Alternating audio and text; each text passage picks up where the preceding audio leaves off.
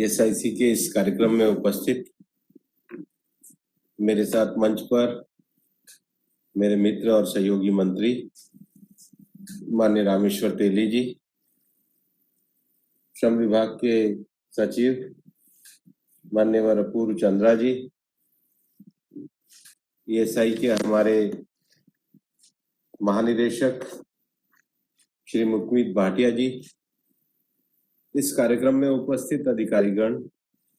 यहाँ उपस्थित ईएसआई के साथ सहयोग करने वाले सभी भामाशाहगण और इस कॉन्फ्रेंस में पूरे देश भर के साथ जुड़े हुए सभी भाई और बहनों, हम सब जानते हैं कि कोविड-19 की इस वैश्विक महामारी से पूरा विश्व अभी गुजर रहा है। कोविड की 2 लहर हमारे देश में आ चुकी है, लेकिन इस देश के 125 करोड़ जनता के विश्वास और प्रधानमंत्री श्री नरेंद्र मोदी जी के दृढ़ नेतृत्व के कारण हमने इस महामारी के संकट पर नियंत्रण भी पाया है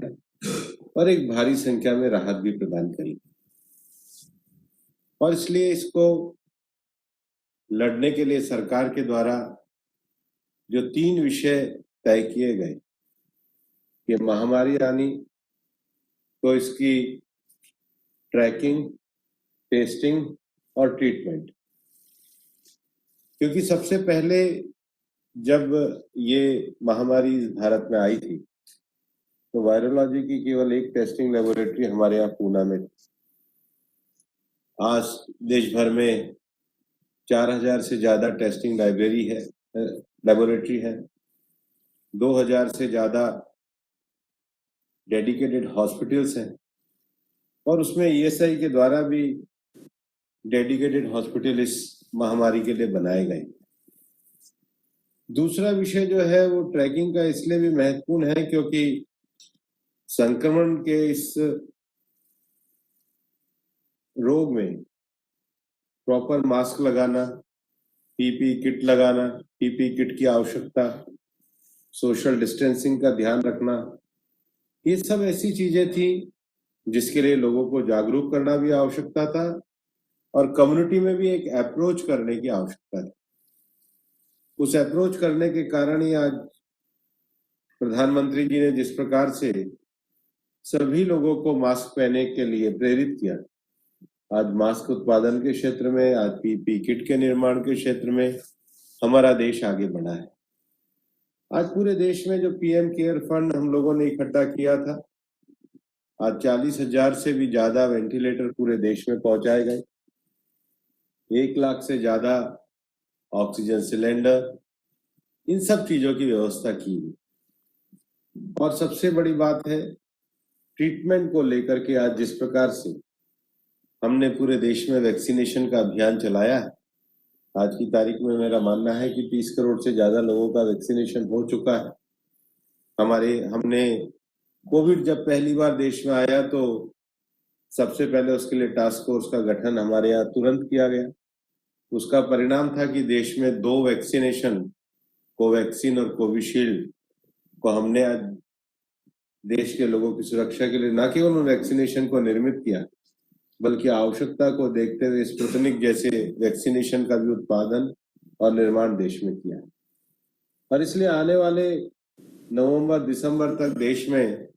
लगभग 257 करोड़ ये वैक्सीनेशन उपलब्ध होकर लोगों को लग चुकी होगी और हम अपनी जनसंख्या को बहुत भारी मात्रा में इससे सुरक्षित कर चुके होंगे। ऐसे में श्रम विभाग के हमारे इस डिपार्टमेंट के द्वारा एक 68 वर्षों में जो यात्रा की गई है, ईएसआई की स्थापना मुख्य रूप से देश के श्रमिकों के कल्याण, उनको स्वास्थ्य की सुविधाओं को देने के लिए जो स्थापना की गई, आज इसका विस्तार 740 जिलों में से 566 जिलों में ईएसआई की सुविधा का भी विस्तार किया है और 12 करोड़ लोग आज ईएसआईसी की सेवाएं प्राप्त कर रहे हैं। लेकिन हमारी सरकार पूरी तरीके से गरीबों के कल्याण के लिए समर्पित सरकार है। देश के प्रधानमंत्री नरेंद्र मोदी जी ने 2014 में जब इस देश के प्रधानमंत्री पद को ग्रहण किया था तो उन्होंने कहा था, मेरी सरकार गरीबों के लिए समर्पित सरकार। और जो कुछ मानक होते हैं, एक आम व्यक्ति को स्वास्थ्य की सुविधा के लिए आयुष्मान जैसी योजना दी गई, देश के सभी गांव का बिजलीकरण करके सभी को बिजली की सुविधा दी गई, एक गरीब व्यक्ति के लिए कल्याणकारी योजनाओं को शुरू करने का काम किया। और उसी क्रम के अंतर्गत हमारे श्रम विभाग के द्वारा भी सोशल सिक्योरिटी कोड में अब ईएसआईसी की सुविधाओं का विस्तार किया गया है। बल्कि जो नया सोशल सिक्योरिटी कोड हम जो लाना चाहते हैं, उसमें हम सोशल सिक्योरिटी के मानकों को ज्यादा मजबूत करना चाहते हैं। जैसे जोखिम भरे उद्योग में अगर एक भी श्रमिक होगा तो उस एक भी श्रमिक को ईएसआई की सुविधा का लाभ दिया जाएगा। असंगठित क्षेत्र में और विशेष रूप से जो गिग वर्कर, प्लेटफॉर्म वर्कर्स हैं, क्योंकि आने वाले समय में जो ज्यादा विस्तार है वो सर्विस सेक्टर का विस्तार है। सर्विस सेक्टर में बहुत बड़ी संख्या में जो लोग आने वाले हैं, उनको भी इसकी सुविधाओं को देने का प्रावधान किया गया है। और मैं ये कहना चाहूंगा कि आजादी के जब हम 75 वर्ष मना रहे होंगे 2022 में, तो निश्चित रूप से हम देश के असंगठित क्षेत्रों के लिए एक सुव्यवस्थित तरीके से, एक सुगठित तरीके से ईएसआई की सुविधाओं को देने के लिए एक अच्छा कार्य करने का इस सरकार के द्वारा निर्णय किया जा रहा है। वास्तव में भारत को आगे बढ़ाना और आत्मनिर्भर भारत की दृष्टि से 6 मानकों पे सरकार ने एक अच्छा कार्य किया है। देश में स्वास्थ्य की सुविधाओं को बढ़ाने का काम किया है। और इसलिए कोरोना के इस कार्यकाल में जब देश का बजट आया, तो इससे पहले देश में स्वास्थ्य का जो बजट था हमारे देश में 93,000 करोड़ होता था, जो बढ़ा करके 2,26,000 करोड़ किया गया। 137% ये जो वृद्धि की गई, ये प्रधानमंत्री नरेंद्र मोदी जी के स्वास्थ्य सेवाओं को देश के गरीब आदमी तक पहुंचाने के संकल्प को दर्शाता है। देश में आधारभूत ढांचे का विकास करते हुए रोजगार के नए अवसरों को खड़ा करना, ये सरकार के द्वारा बजट में और आत्मनिर्भर भारत में पूरी तरीके से परिकल्पना की गई। हमारे देश में अद्भुत मानव पूंजी है और मानव पूंजी के साथ साथ उसके कौशल विकास के लिए देश की सरकार के द्वारा कौशल विकास मंत्रालय और उन विषयों को आगे बढ़ाया जा रहा है। और सबसे बड़ी बात है कि आज नए नवाचार के माध्यम से भी सरकार जनता के विश्वास को लेकर के आगे बढ़ रही। वास्तव में जो हमारे नौजवान साथियों का उदाहरण हमारे सेक्रेटरी साहब दे रहे थे, ये वो नवाचार ही है कि समाज के सामने जब संकट आता है तो उसमें से रास्ता बनाने के लिए एक नए विजन के साथ, एक नए सहयोग के साथ, एक नए विश्वास के साथ, उन सारे सरकारी संसाधनों के साथ जुड़कर लोगों की सुरक्षा के लिए आगे आया जाए और अपनी एक नई पहल की जाए। आप में से बहुत सारे लोग विभिन्न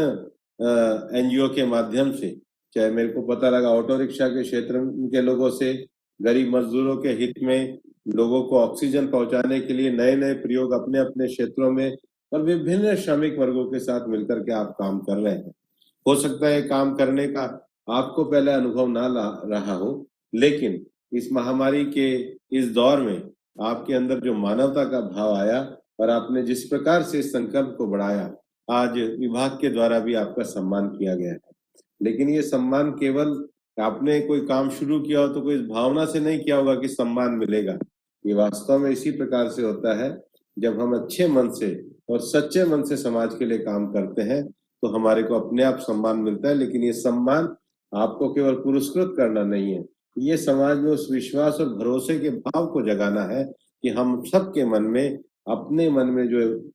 विषय रहना चाहिए वो सभी के कल्याण का रहना चाहिए। इसलिए हमारे यहाँ सर्वे भवन्तु सुखिनः का भाव भी किया गया था।